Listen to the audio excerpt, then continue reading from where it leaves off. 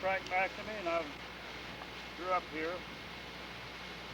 And this is where Roy Dahlgren and I in this area had a liquor still at one time.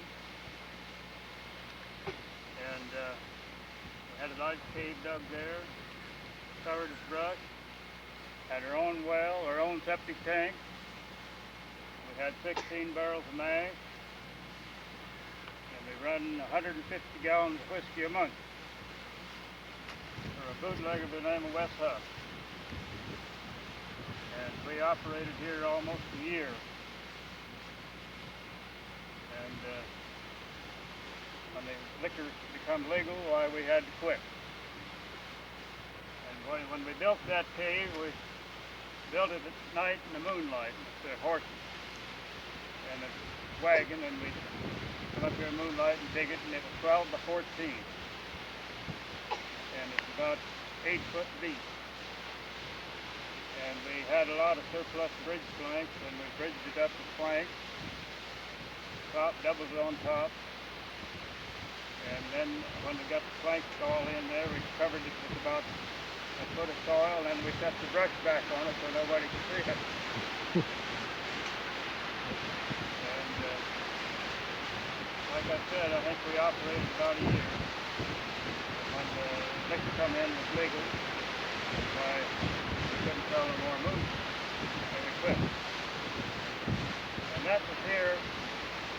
I was back here 10 years after that. The cave was still here yet then. And since then it's gone and can't even tell where it's at. And that's about all that I can really say about it. 57 beavers, 18 coyotes, had 9 mink, 2 badgers, 42 skunks, and I probably had 24 muskrats.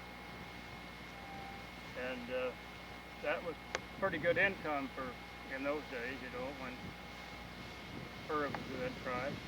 What'd you make off of it when you sold them? Do you remember? I don't recall that bunch of hides, but it was somewhere close to $1,000. Yeah. And we took a trip after that. Merle, my brother, and Earl McCrae wanted to take a trip, so they come out here and you know, just about ready to pull my traps anyway. They didn't have no money, so they wanted me to go along. They finally coaxed me on, so I pulled what traps I had, and I furnished the money for the trip. We went clear to, we traveled over 4,000 miles. Left here, went to Wyoming, up through Montana and Idaho, Washington, Oregon, back through Idaho, and we got back here for the New Year's dance. And when we got home, we figured up what they owed me, and the whole trip, the entire trip, gas and oil and each, cost us $53.35. 4,000 miles. And each one of them owed me, I think, about $20 a piece when we got back, and I never did get it.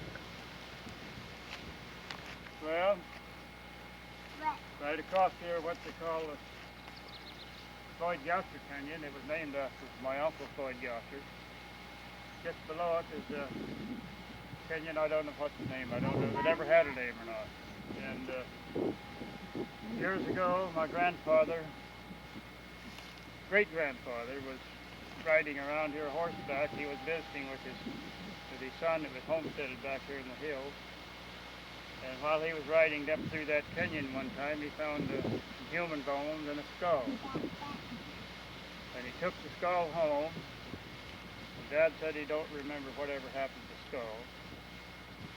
But anyway, in 1933, when they had a high waters here, I was over there after the water went down, and in this big ditch in this canyon, I found a bolster off of a wagon. It still had the standards on it, but all the wood is rotted off. And as soon as I found him, I thought of my great-grandfather finding those skulls in there. So my opinion was that when the immigrant trail was up there a quarter of a mile, half a mile back from the head of the canyon, that sometime or other in the past that the Indians had killed some white people and pushed their wagons over the hill, which was something they done quite often. Whenever they would capture the immigrants, they would destroy the wagons. And that's the way my theory is of it. The wagon was an immigrant wagon, and probably the people that died there were immigrants. Trapping one fall, I always had to come up here and run in the traps. I happened to spot the bones after snow had kind of melted and a little rain, and I could see that it was I knew that it was an elephant jaw, but the tooth that was in there. So I dug that out. Took me about an hour to do it in the pocket knife, as careful as I could, and then I took it and got on the horse with it, and probably rid 50 feet and bumped against the saddle horn and tore it all to pieces. It just dropped to pieces. If I had known at that time what I didn't later on, I'd have went home and got some stuff, preserved it, but I didn't know it. And there were still a lot of bones there yet at the time that I left this country, if we could find it. Now, I don't know whether we can find it or not. It's there somewhere. It hasn't gone into the river yet. That's about all to say about that, I guess. I know it hasn't gone in.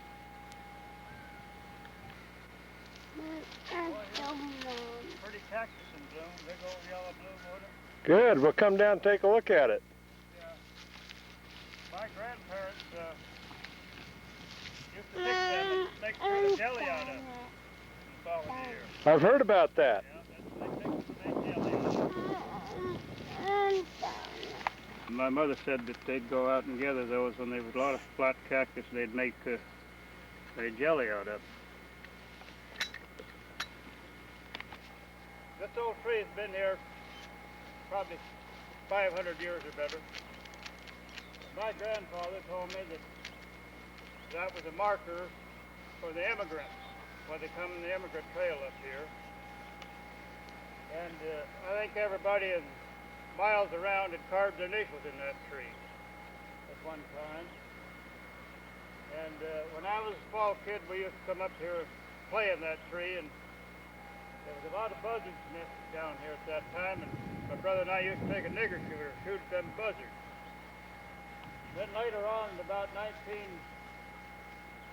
probably about 1931, 30, my uncle come down and he cut a limb off of that tree because there was a beehive in it. And everybody in the country got mad about it, pretty run him out of the country. And actually he ruined the tree. It's not the same as it used to be. That's about what I can remember of it. Well, this is the place where Edmund Monier had a dugout. And he and his wife and one kid lived in there for some time. They had a hay barn over there. And they had to pack their water for a while from down here to the spring.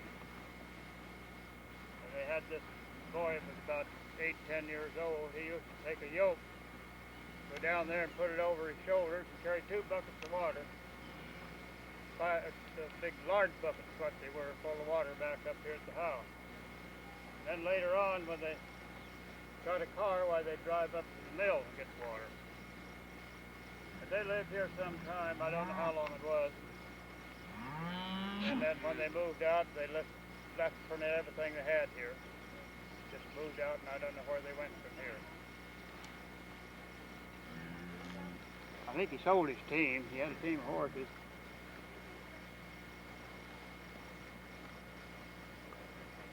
Well, them cattle enjoy that grass, aren't they? They're really munching down, aren't they?